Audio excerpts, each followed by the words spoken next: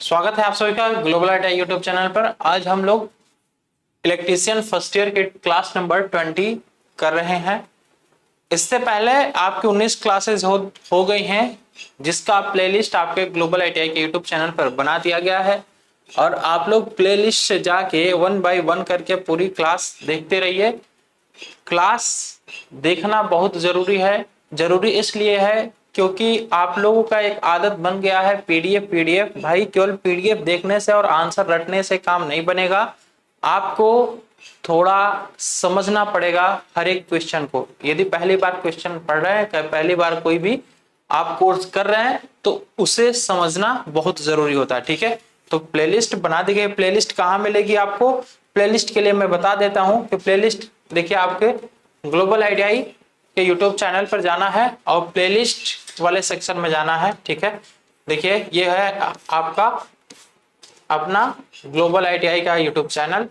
ठीक, इस पे जब आप नीचे जाएंगे तो देखिए यहाँ पे आपको दिख जाएगा इलेक्ट्रीशियन आईटीआई फर्स्ट ईयर, जिसमें 19 क्लासेस हो गई हैं और आज हम लोग करने वाले हैं क्लास नंबर 20। ठीक, चलिए तो देखते हैं आज का अपना पहला क्वेश्चन। पहला क्वेश्चन है हमारा कि वायरिंग परिपथ में प्रयुक्त प्रतीक का नाम क्या है। ये जो आपके सामने सिंबल बनाया हुआ है, इस सिंबल का नाम आपसे पूछा है। इस सिंबल का नाम पूछा है। देखो, जो भी लोग क्लास किए होंगे प्रॉपर एप्लीकेशन पे, तो उनके लिए तो ये एकदम ऐसे कह सकते हैं क्या है, बबुआ वाला क्वेश्चन है। क्योंकि ये सब छोटे छोटे जो सिंबल्स हैं, ये बहुत सारे सिंबल्स हमने आपको वहां पे बता रखा है। जैसे कि ये हो गया आपका फैन का, ठीक है, ये हो गया आपके बल्ब का। लिंक की बात किया है तो लिंक के लिए ये आपका हो गया। ठीक है, ये आपका हो गया, ये हो गया आपका लिंक का। लिंक मतलब कि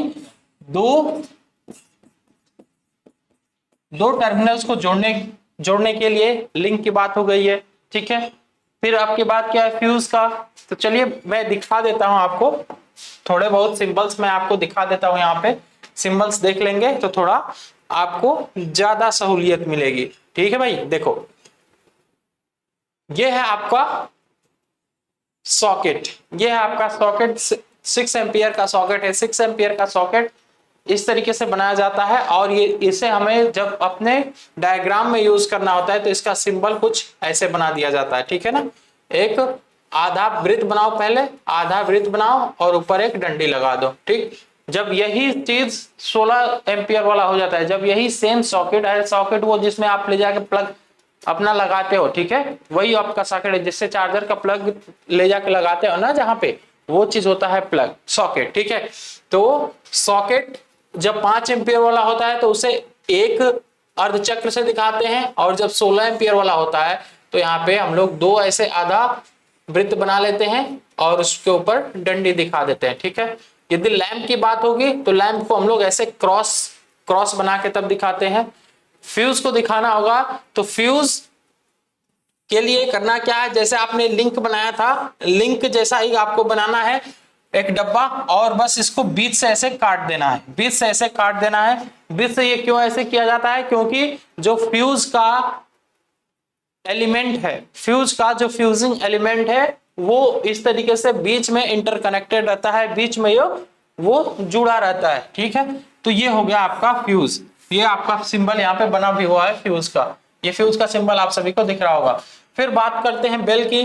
तो बेल कैसा बना होता है भाई? अरे बेल का मतलब है घंटी, घंटी। ठीक, देखो ये हो गया आपका बेल। और जैसे ही बात करेगा किसकी, जैसे ही बात करेगा आपके बजर की, तो बजर के लिए क्या करना है? कुछ नहीं करना है, बस ये जो ऊपर वाली आकृति है ना, इसको उल्टा कर दो, ऊपर वाली आकृति को उल्टा कर दो और बाकी सब सेम रहेगा। तो ये हो गया आपका बजर। ठीक है, ये हो गया आपका बजर। ठीक, चलिए फिर आपका अर्थिंग कैसे दिखाया जाता है? तो अर्थिंग का सिंबल हमेशा कुछ इस तरीके से बनाया जाता है। ठीक है, अर्थिंग का सिंबल कुछ इस तरीके से बना होता है। तो ये हो गया आपका अर्थिंग। नीचे आपको ये लिंक का सिंबल बनाया हुआ, अभी मैं कुछ देर पहले ही आपको सिंबल बना के दिखाया भी हूं। ये सिंबल कुछ इस तरीके से बना होता है, ये हो गया आपका लिंक का सिंबल, ठीक। और ये सॉकेट का है, ये आपका सॉकेट का है। क्वेश्चन में आपसे क्या पूछा था, क्वेश्चन में भी आपसे पूछा हुआ था सॉकेट ही, यही सिंबल तो दिया हुआ था। तो ये क्या है भाई, ये है प्लग एंड सॉकेट, इसमें प्लग भी है और सॉकेट भी है, यही तो लिखा है यहाँ पे, plug and socket, plug and socket. अरे इसको मेल फीमेल भी कहते हैं यार, मेल फीमेल, ठीक है। तो ये हो गया plug and socket, option D एकदम करेक्ट हो गया यहाँ पे। चलिए बढ़ते हैं अगले क्वेश्चन की तरफ। अगला क्वेश्चन बोला है, देखो थोड़ा सा ये क्वेश्चन इंपॉर्टेंट है। एल सीरीज और जी सीरीज और डीसी सीरीज, ये एमसीबी कौन सी होती है? वैसे तो आपने एमसीबी पढ़ा होगा, 1 पोल एमसीबी, 2 पोल एमसीबी, 3 पोल एमसीबी, 4 पोल एमसीबी, लेकिन एल सीरीज, जी सीरीज और डीसी सीरीज ये एमसीबी आपने नहीं पढ़ा होगा, है ना। चलिए मैं आज आपको क्लियर करता हूं, एल सीरीज एमसीबी कहां पे यूज किया जाता है और जी सीरीज एमसीबी कहां पे यूज किया जाता है। देखो भाई, जो आपकी एल सीरीज एमसीबीज होती है ना, एल सीरीज एमसीबी, इसका यूज हम लोग करते हैं रजिस्टिव लोड में। कहां पे करते हैं भाई, रजिस्टिव लोड, रजिस्टिव लोड। अब रजिस्टिव लोड कौन कौन से होते हैं आपके, रजिस्टिव लोड जैसे कि आपका जो, अरे 10 रुपए वाला जो सूर्या बल्ब आप लोगों ने देखा होगा ना, वो एक तरह का क्या है, वो इलेक्ट्रिकल में एक तरह का रजिस्टिव लोड है, ठीक है। तो वो हो गया आपका एल सीरीज में क्या आ जाएगा आपका, सिंपल लाइटनिंग सिस्टम, ठीक है, सिंपल लाइटनिंग सिस्टम, ये पहली बात हो गई, ठीक है सर। और रजिस्टिव लोड में क्या आता है, तो रजिस्टिव लोड में और आपका आ जाता है ओवैन। ओवैन क्या होता है, ओवैन आप सभी ने देखा होगा, जैसे कि आप कभी किसी मिठाई वाले दुकान पे जाते हो तो वहां पे वो एक हॉट पॉट रखता है जिसमें आपके पेटीज को या फिर पकौड़े को रखा रहता है, जो हमेशा उसको गर्म बना के रखता है, गर्म बनाए रखता है, ठीक है। तो वो ही आपका ओवन होता है। तो उसमें भी लोड कौन सा होता है, उसमें भी लोड आपका होता है रजिस्टिव लोड ही होता है। या फिर बात कर लो मैं हीटर की, तो हीटर भी क्या है आपका, हीटर भी आपका रजिस्टिव ही लोड है। जो आपका हीटर है, हीटर भी आपका रजिस्टिव लोड में ही आ जाता है, ठीक है। और फिर बात कर लें गीजर की, गीजर, अरे जो पानी गर्म करने के लिए लगाया जाता है बाथरूम में, ठीक है। तो ये हो गया आपका एल सीरीज वाला, क्या कहते हैं यार, ये हो गया आपका रजिस्टिव लोड। और इन तरीके के यदि लोड है आपके परिपथ में, यदि रजिस्टिव लोड है, तो यहाँ पे हम लोग कौन सा एमसीबी यूज करेंगे, एल सीरीज का एमसीबी यूज करेंगे, ठीक है। अब बात कर लेते हैं जी सीरीज की, जी सीरीज एमसीबीज की बात कर लेते हैं। तो जो आपकी जी सीरीज एमसीबी होती है, जी सीरीज की जो एमसीबी होती है, उसका यूज हम लोग कहाँ पे करते हैं, उसका यूज हम लोग करते हैं आपके एयर कंडीशन में, ठीक है, एयर कंडीशनिंग में,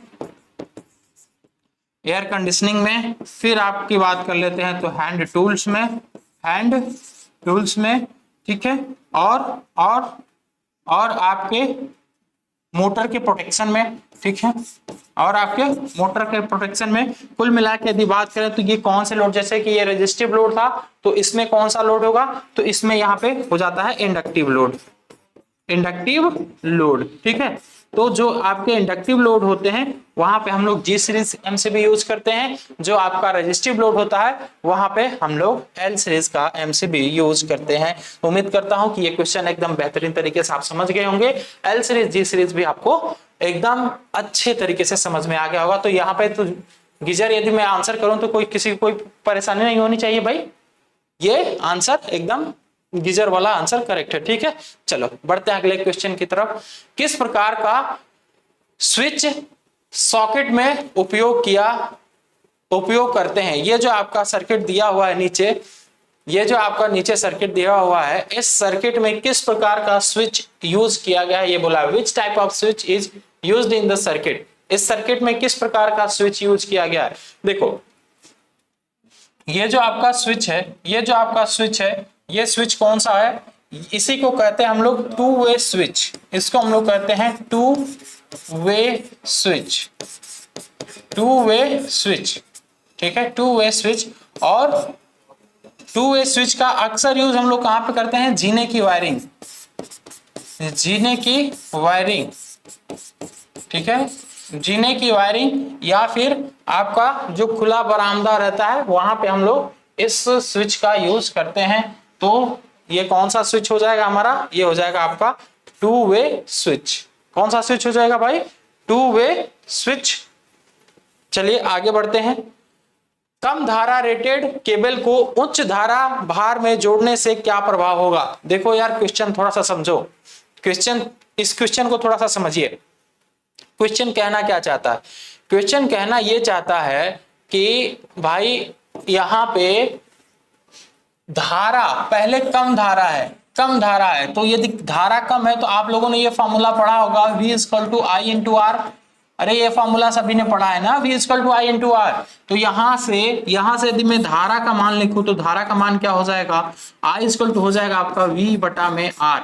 तो इसने क्वेश्चन में बोला है कि धारा का मान कम है, धारा का मान कम है। धारा का मान कम होगा कब, जब आपका प्रतिरोध का मान अधिक होगा। ठीक है, प्रतिरोध का मान क्या होगा, प्रतिरोध का मान अधिक होगा तब जाके धारा का मान कम होगा।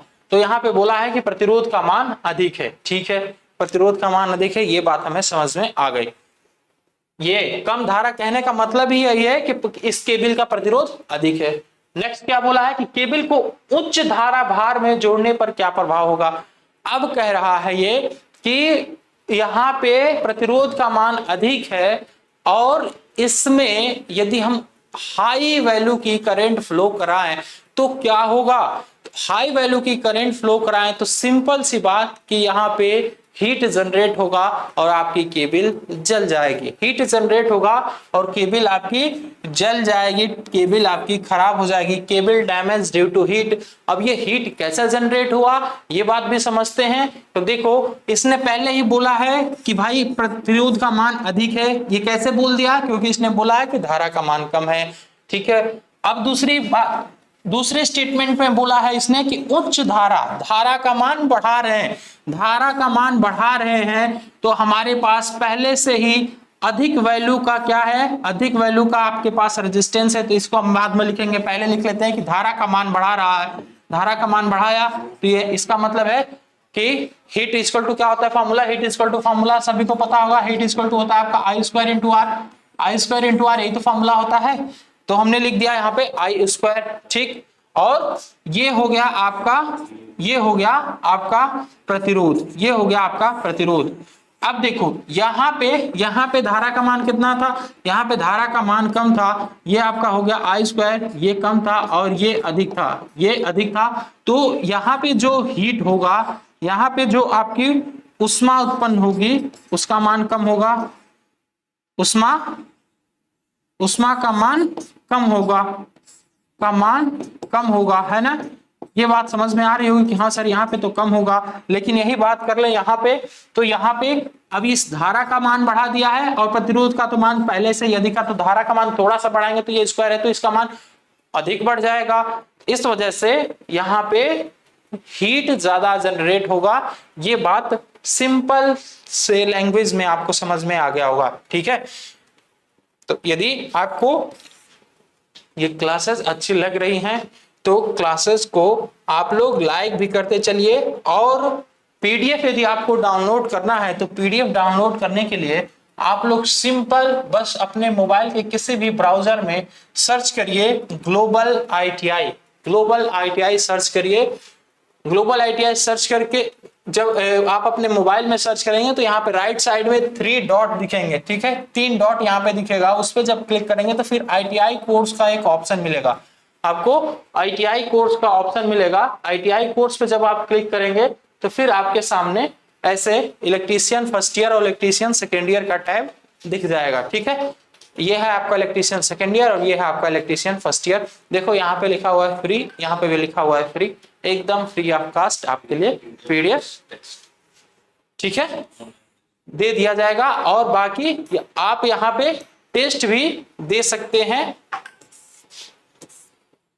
वेबसाइट पे आके आप टेस्ट भी दे सकते हैं। देखिए यहाँ पे क्विज का ऑप्शन है, यहाँ पे ये, हाँ ठीक, अभी देखिए ये ओपन हो रहा है, अभी अपडेट हो जाएगा, ये आज तक या 1-2 दिन में ये चीज अपडेट हो जाएगा। ठीक है, तो यहां से जाके आप आसानी से टेस्ट भी दे सकते हैं। अभी मैं इस क्लास के बाद जो आपकी नेक्स्ट क्लास होगी, नेक्स्ट क्लास में बता दूंगा कि कैसे आपका टेस्ट खुलेगा और कैसे आप क्विज में 1-2 क्वेश्चन भी करके आपको दिखा दूंगा कि क्विज आप कैसे दे सकते हैं। ठीक है, कुछ लोगों का अभी तक तो ये कहना है कि सर हमें पीडीएफ ही नहीं मिल रहा है, पीडीएफ ही नहीं मिल रहा है। पीडीएफ भाई आप चेक करिए जाके, पीडीएफ एकदम आसानी से मिल जाएगा। ठीक है, टेस्ट कैसे दिया जाएगा ये कल की क्लास में मैं आपको बता दूंगा। ठीक है, what is the name of conduit accessory, ये जो आपके सामने एक्सेसरीज दिया हुआ है, देखो ये क्वेश्चन से अलग का पार्ट है, ये क्वेश्चन से अलग का पार्ट है, ये है आपका क्वेश्चन, ये है आपका क्वेश्चन। क्वेश्चन का दिया हुआ है यहाँ पे केवल क्या बना दिया है, इसने एक छोटा सा सिंबल बना दिया और पूछ लिया आपसे कि ये क्या है, ये सॉलिड बेंड है, ये सॉलिड बेंड है, सॉलिड एल्बो है, इंस्पेक्शन बेंड है या फिर इंस्पेक्शन एल्बो है। तो ये दोनों तो बिल्कुल नहीं होगा, ये दोनों तो बिल्कुल नहीं होगा, इन्हीं दोनों में से कोई एक होगा, इन्हीं दोनों में से कोई एक होगा, या तो ये इंस्पेक्शन बैंड होगा या फिर आपका इंस्पेक्शन एल्बो होगा, या फिर आपका इंस्पेक्शन एल्बो होगा। ठीक है, तो देखिए यहाँ पे इंस्पेक्शन एल्बो और इंस्पेक्शन बैंड कैसे होते हैं मैं आपको दिखा देता हूं। ठीक है, देखो ये है आपका इंस्पेक्शन एल्बो, ये है आपका इंस्पेक्शन एल्बो। इंस्पेक्शन एल्बो और इंस्पेक्शन बैंड ये दोनों आपको एकदम सेम ही दिख रहे होंगे, लेकिन बस थोड़ा सा इसमें डिफरेंट क्या है, थोड़ा सा इसमें डिफरेंट ये है कि ये कुछ एल साइज में बना हुआ है, जो आपका इंस्पेक्शन बैंड है ये कुछ एल साइज में बना रहता है।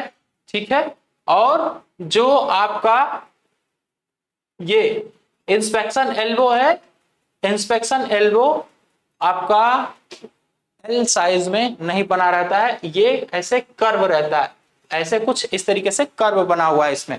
ठीक है ना, तो यहाँ पे ऑप्शन कौन सा सही हो जाएगा, ये क्वेश्चन देख के समझ में आ रहा है कि क्वेश्चन में भी एल टाइप का ऐसा आकृति बना हुआ है, तो इसका मतलब है कि ये इंस्पेक्शन बैंड है। ये क्या है, ये है आपका इंस्पेक्शन बैंड। ठीक है, चलिए नेक्स्ट क्वेश्चन पे आते हैं हम लोग।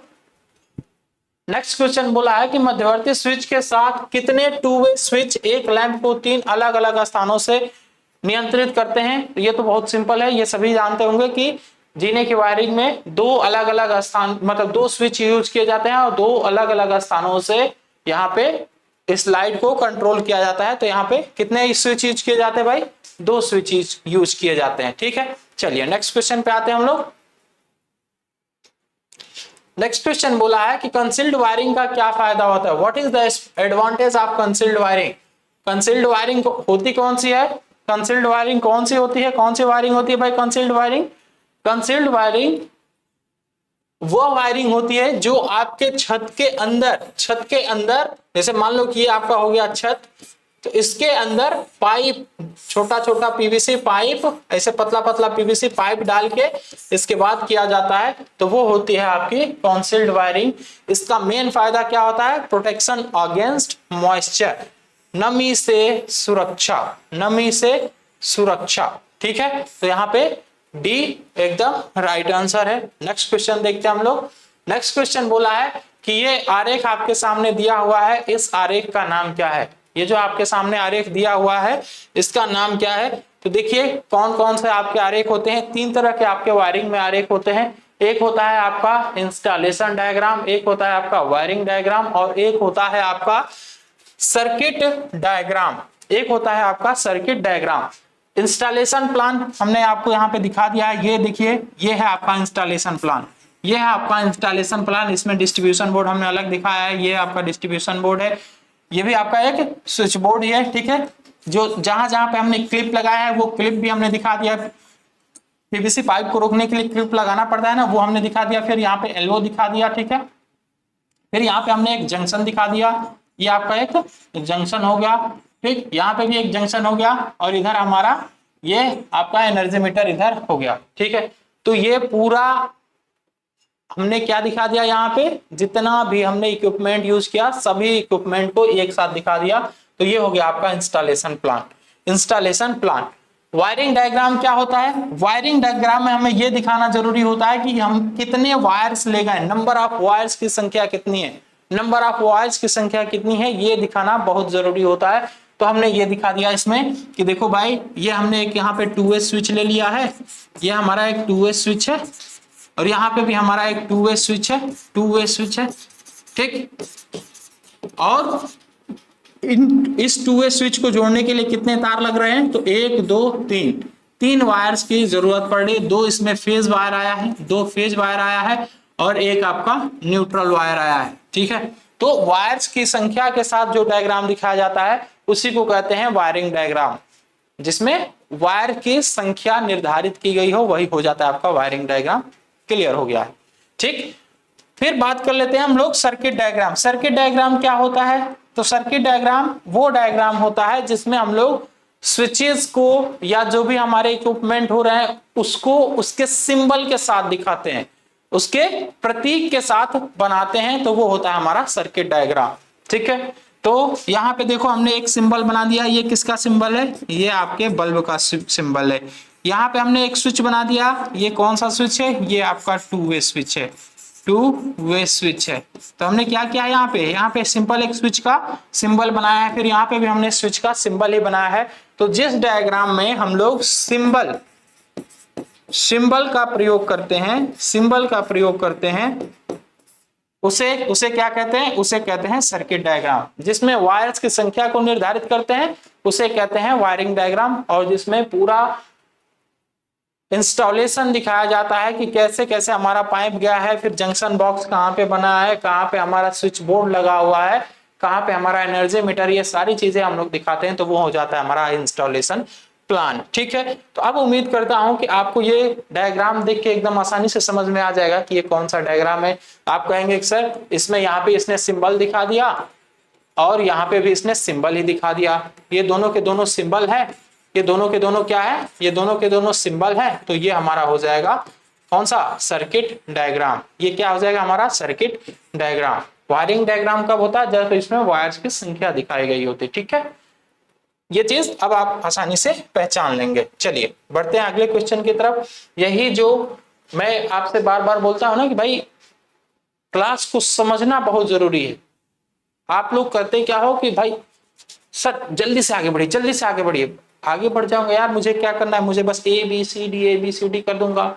लेकिन ये जो जानकारी है ये जानकारी आप नहीं समझ पाओगे, ठीक है। जब केवल ए बी क्लियर होगे तो ये जानकारी आप नहीं ले पाओगे और समझ नहीं पाओगे चीजों को। कुछ दिन के लिए आप रट तो सकते हो कि हाँ इसका आंसर ये है, इसका आंसर ये है, लेकिन 10 दिन बाद ही फिर आपको देखना पड़ेगा कि अरे यार किसका कौन सा आंसर था, ठीक है। और जिस सीक्वेंस में आप PDF से याद करते हो उस सीक्वेंस में आपके क्वेश्चन नहीं आते हैं एग्जाम में। तो एग्जाम टाइम पे वो सीक्वेंस जैसे ही गड़बड़ होता है फिर बातें बदल जाती हैं, ठीक है।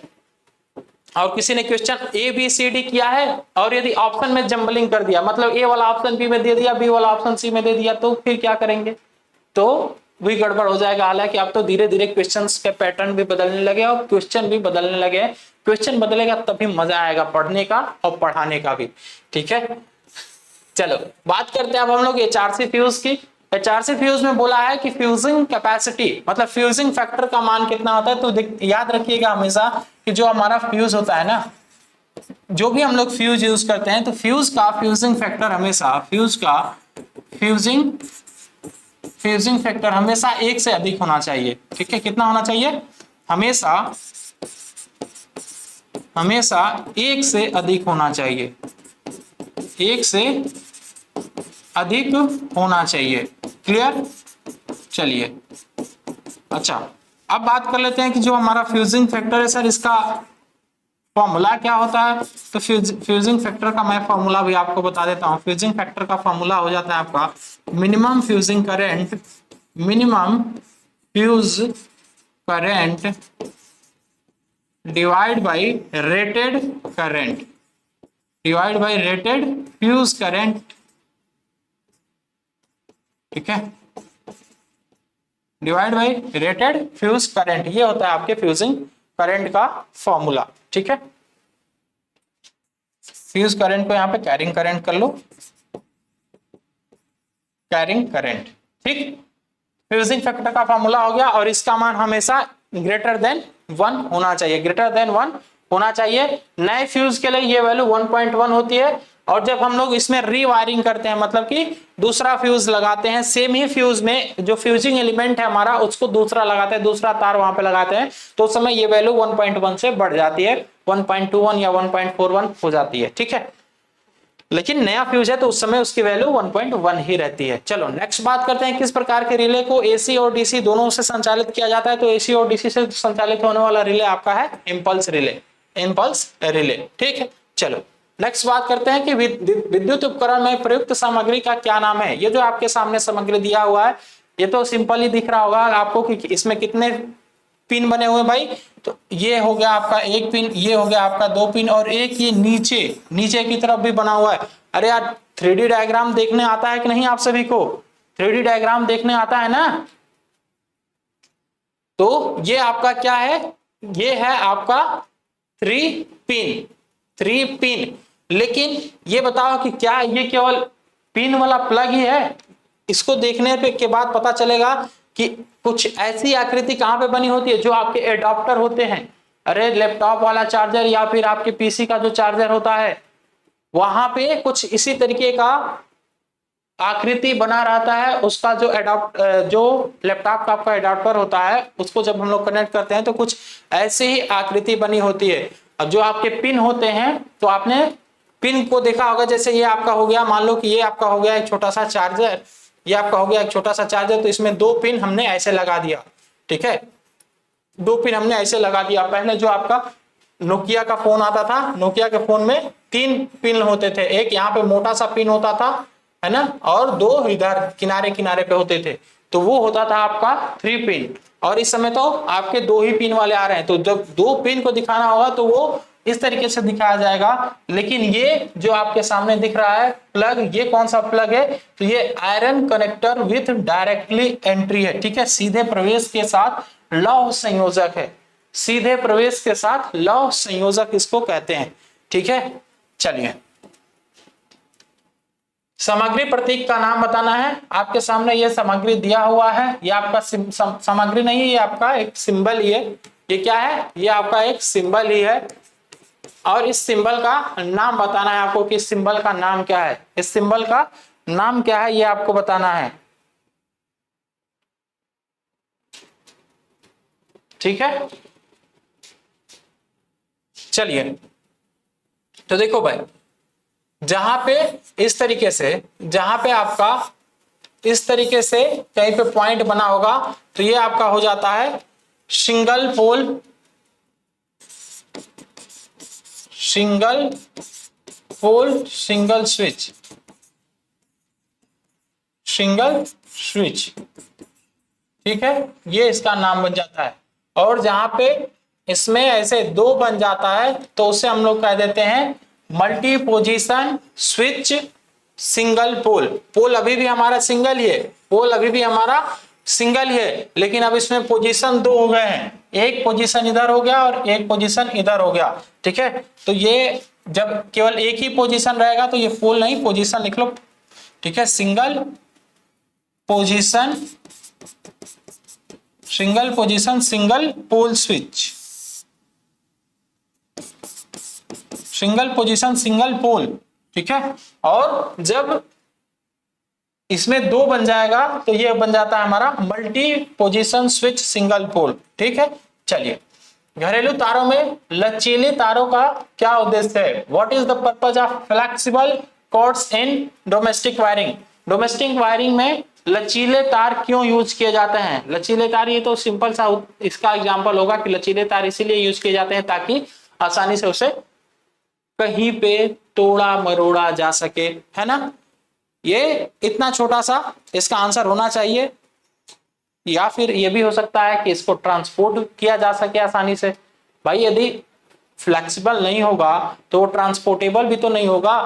उसको ट्रांसपोर्ट करने के मतलब एक जगह से दूसरे जगह ले जाने के लिए काफी ज्यादा जगह की जरूरत पड़ेगी। और यदि लचीला होगा तो आप लोग देखते होंगे जैसे एल्युमिनियम का कोई जैसे कि सिंपल ऐसे समझो, मान लो आप केबल लेके आते हो तो केबल को लपेटने में ज्यादा मशक्कत करनी पड़ती है। वही जब आप पतला वाला वायर लेके आते हो, कॉपर वायर, तो उसको लपेटने में कोई मशक्कत नहीं करनी पड़ती, ऐसे फटाफट फटाफट करके कैसे भी लपेट लेते हो और उसे कहीं भी आसानी से रख भी देते हो। लेकिन केबल को वहीं पे केबल को मोड़ना आसान नहीं होता। और यदि मैं बात कर दूं केबल को हटा दो, मैं बात कर लूं जो आपका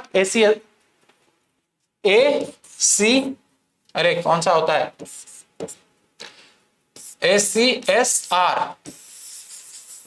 ACSR जो कंडक्टर होता है, अरे जो डिस्ट्रीब्यूशन में या ट्रांसमिशन में यूज होता है, जो होता है उसको यदि आप घर में यूज करेंगे तो बताओ क्या उसको ट्रांसपोर्ट करना आसान होगा? बिल्कुल ही आसान नहीं होगा। तो इसलिए हम लोग फ्लेक्सिबल वायर यूज करते हैं अपने डोमेस्टिक वायरिंग में। तो ये बात तो एकदम आसान था, ये छोटी सी बात आप सभी समझ गए होंगे आसानी से। किस परिपथ भंजक सर्किट ब्रेकर, किस सर्किट ब्रेकर का उपयोग 100 एम्पियर से अधिक धारा रेटिंग के लिए करते हैं? तो देखिए जो आपकी एमसीबी है ना, जो आपकी नॉर्मल एमसीबी है, नॉर्मल एमसीबी का यूज मैक्सिमम हम लोग 63 एम्पियर तक करते हैं, या कभी कभी मतलब रेयर केस में हम लोग 100 एम्पियर तक जाते हैं, रेयर केस में। ये स्टैंडर्ड डाटा आपका 60 एम्पियर ही है, ठीक है। और 60 एम्पियर से जब भी बात अधिक की करेगा तो एमसीबी का बड़ा भाई एक होता है क्या, एमसीसीबी। एमसीसीबी ये इसका बड़ा भाई है, एमसीबी का बड़ा भाई, एमसीबी छोटा भाई है और एमसीसीबी बड़ा भाई है।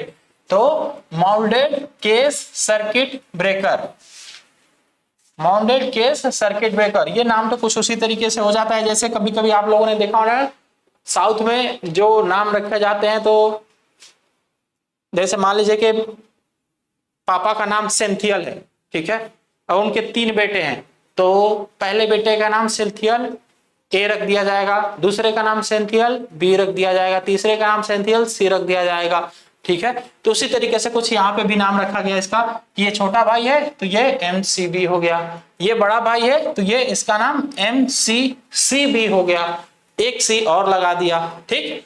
बाकी ये जो आपका आरसीसीबी होता है, आरसीसीबी का यूज हम लोग लीकेज करंट को रोकने के लिए करते हैं। इसका प्रयोग हमेशा उस जगह पे किया जाता है जहां इक्विपमेंट में लीकेज की बात आ रही हो, ठीक है। और विद्युत झटके से बचाने के लिए आरसीसीबी का यूज किया जाता है, विद्युत झटके से बचाने के लिए ही इसका प्रयोग किया जाता है, ठीक है। चलो, तांबे के फ्यूज तार पर टीन कोटिंग का क्या उद्देश्य होता है? देखो जो आपका कॉपर है ना, कॉपर यदि मतलब बेयर्ड कॉपर है एकदम, उसके ऊपर कोई कवरिंग नहीं है, तो वो सीधे जैसे ही वायु के संपर्क में आता है, ऑक्सीजन के संपर्क में आता है, तो वो कॉपर ऑक्साइड बनाने लगता है, कॉपर ऑक्साइड। तो इसीलिए आप लोगों ने देखा होगा कि कभी कभी जो बैटरीज के टर्मिनल होते हैं ना, उसके ऊपर सफेद सफेद कुछ दिखने लगता है, सफेद सफेद सी लेयर दिखने लगती है, तो वो क्या होता है? वो होता है आपका कॉपर ऑक्साइड, ठीक है। तो उसके ऊपर हम लोग टीन की कोटिंग किस लिए करते हैं? उसके ऊपर टीन की कोटिंग इसीलिए किया जाता है ताकि ऑक्सीडेशन से बचाया जा सके। किससे? ऑक्सीडेशन से। अरे किसी भी एलिमेंट का ऑक्सीजन के साथ क्रिया करना ही क्या कहलाता है? ऑक्सीडेशन कहलाता है। जब वो ऑक्सीजन के साथ क्रिया कर जाए, मतलब जो ऑक्सीजन आके उसके साथ जुड़ जाए, तो वो ऑक्सीडेशन होता है। और जब ऑक्सीजन वहां से निकल जाए, किसी भी यौगिक से, किसी भी कंपाउंड से जब ऑक्सीजन निकल जाता है, तो ये प्रक्रिया कहलाती है आपकी क्या? रिडक्शन। और जब ऑक्सीजन आके जुड़ जाता है किसी भी एलिमेंट के साथ और एक नया कंपाउंड बना लेता है, तो उस प्रक्रिया को हम लोग ऑक्सीडेशन कहते हैं, ठीक है।